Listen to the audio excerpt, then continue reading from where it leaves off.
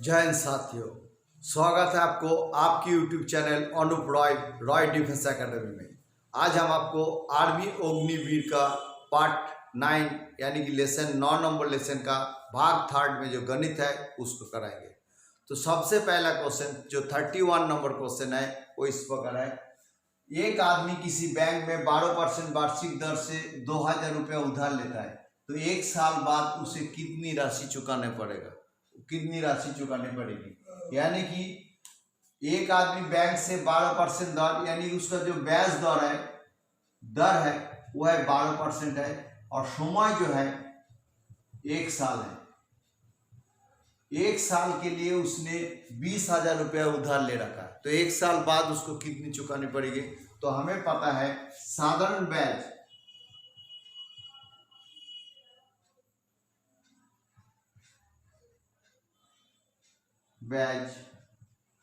Equal to R into T %। R हो गया 12%, साल हो गया 1 साल, यानी कि 12% है।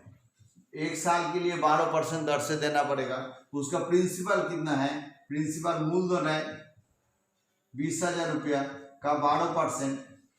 परसेंटेज के लिए ये दोनों काट देंगे और ये जो जीरो काट देगा, 2400 रुपया। तो 2400 रुपया उसका ब्याज हो जाता है। ब्याज मतलब सिंपल इंटरेस्ट, इसका ब्याज हो जाता है। जब उसको कितना रुपया चुकाना पड़ेगा, तो उसके साथ इसको जो 2000 रुपया, 20,000 रुपया प्लस 2400 रुपया, यानी कि 22,400 रुपया, 22,400 रुपये उसको चुकाना पड़ेगा। 22,400 रुपये उसको चुकाना पड़ेगा। इसके अलावा एक तरीका और है, उसको मैं आपको दिखाता हूं। अमाउंट मतलब होता है प्रिंसिपल प्लस इंटरेस्ट। इंटरेस्ट का मतलब होता है principal plus P into T into R बटा 100। प्रिंसिपल उसको 20,000 होता है, और साथ में 20,000 इंटू टी हो गया 1 साल के लिए, आर हो गया 12% इंटू 100। ये दोनों जीरो कट गया, तो 20,000 हो गया इसका इंटरेस्ट, प्लस ये 12 दूनी 2400 हो गया, यानी कि 0,0,422 22,400 रुपये इसका अमाउंट। अमाउंट मीन्स मिश्र धन, यानी कि उसको 22,400 रुपया 1 साल बाद देना पड़ेगा। नेक्स्ट क्वेश्चन, अगला क्वेश्चन है 4 और 16 के मध्यानुपाती ज्ञात करें। मध्यानुपाती ज्ञात करने का मतलब होता है 4:x, माना कि x, दूसरा x:16। मध्यानुपात मतलब बीच वाला अनुपात जो है x लेंगे, तो इसका मतलब मध्यानुपाती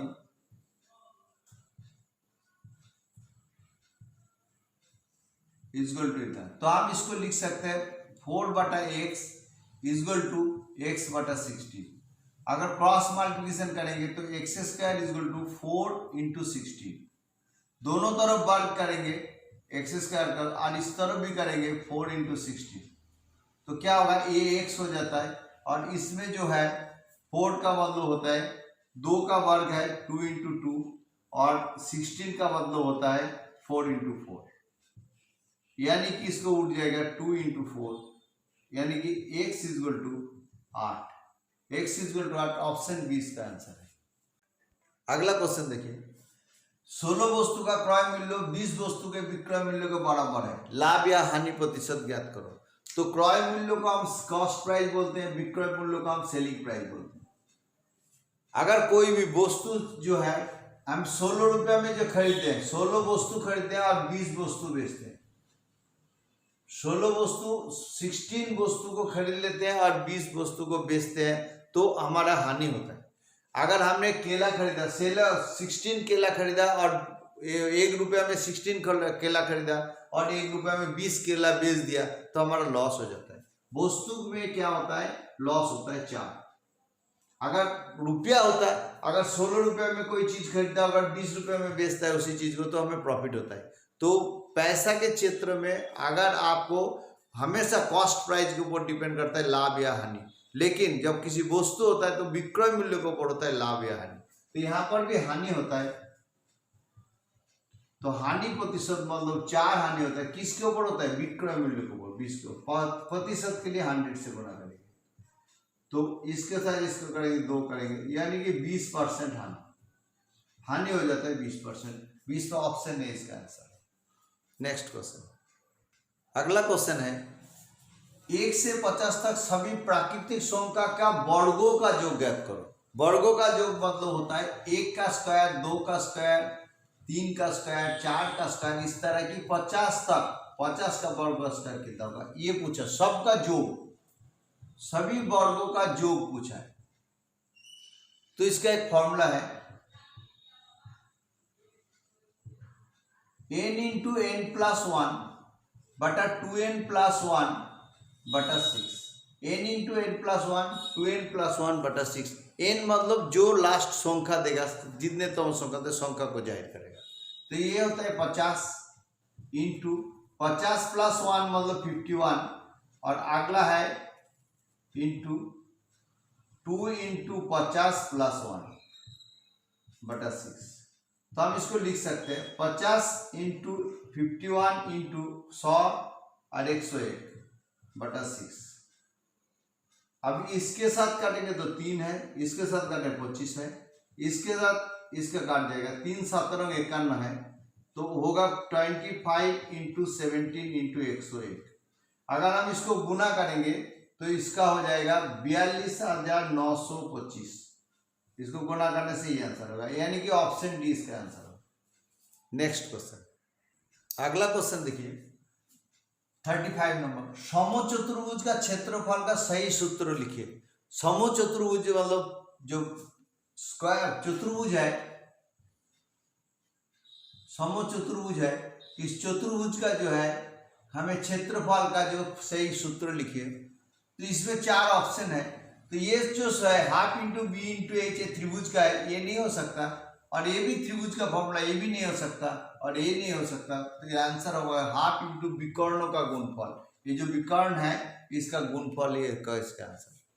अगला क्वेश्चन है, दो संख्याओं का अनुपात 4:5 है, इनका लघुत्तम समवर्तक 100 है, तो महत्तम समवर्तक क्या है? यानी कि दो संख्या है, ये दोनों संख्या का अनुपात बोल दिया 4:5 है, तो ये संख्या अगर हम गुना करेंगे, एक 4x है और एक 5x है, तो दो माना एक 4x है और 5x है, तो इसका HCF हो जाएगा क्या है?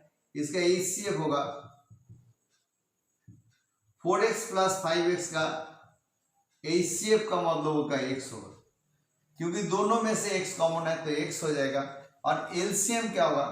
तो हमने LCM जब होगा इसका क्या करेंगे, इसका LCM होगा, एक का अनुपात 4 है, एक का 5 है, तो इसका LCM होगा 4 इंटू 5 इंटू x, 3 हो जाएगा।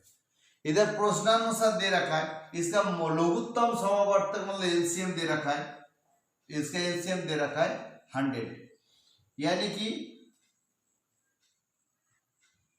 100 equal to 4 into 5 into x। तो अब x इक्वल टू हो जाता है 100 बटा b20, यानी कि 5। तो इसका x मान लो HCF पूछा गया महत्तम समवर्तक क्या है, तो महत्तम समवर्तक मतलब होता है HCF होगा 5, यानी कि ऑप्शन ए इसका आंसर है। अगर इस संख्या दोनों क्या है पता करेंगे तो एक का 20 हो जाएगा, 4 इंटू 5 20 हो जाएगा, और दूसरा संख्या हो जाएगा 5 इंटू 4, यानी कि 4 इंटू 5 है 20 है, और 5 इंटू 5 हो जाएगा, तो इसका हो जाएगा 25। संख्या दोनों ये हो जाएगा, तो इनका HCF का संख्या ये हो जाएगा, और LCM हो जाएगा इसका 100। तो ऑप्शन ए, जब HCF पूछा जाएगा तो क्या होगा, ऑप्शन ए 5 हो जाएगा। ये दोनों संख्या होगा और ये इसका HCF होगा, और LCM क्या है 100 है। अगला क्वेश्चन नेक्स्ट है क्वेश्चन नंबर 37, x का मान ज्ञात करो। आपको एक इक्वेशन दे रखा है x² minus 16x plus 63 equal to 0।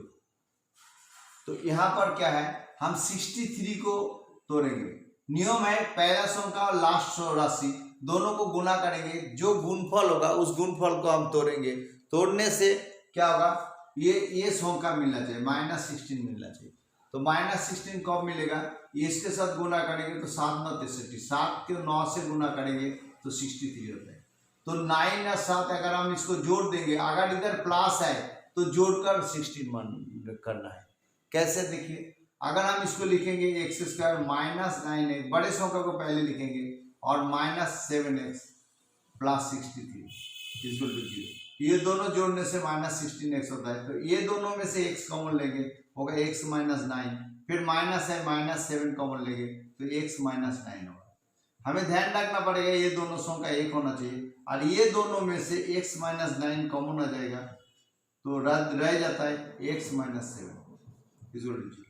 जब x माइनस 9 इक्वल टू 0 तो x इक्वल टू 9 है, और जब x माइनस 7 इक्वल टू 0 तो x इक्वल टू 7 है। यानी कि x का मान एक 9 है और 7 है। ये इसका आंसर है, ऑप्शन नंबर बी इसका आंसर है। में 4 दीवारों का क्षेत्रफल ज्ञात कर लो। यदि लंबाई 36 मीटर है, चौड़ाई 28 मीटर है और ऊंचाई 8 मीटर है तो क्षेत्रफल ज्ञात कीजिए। यानी कि एक कमरा है,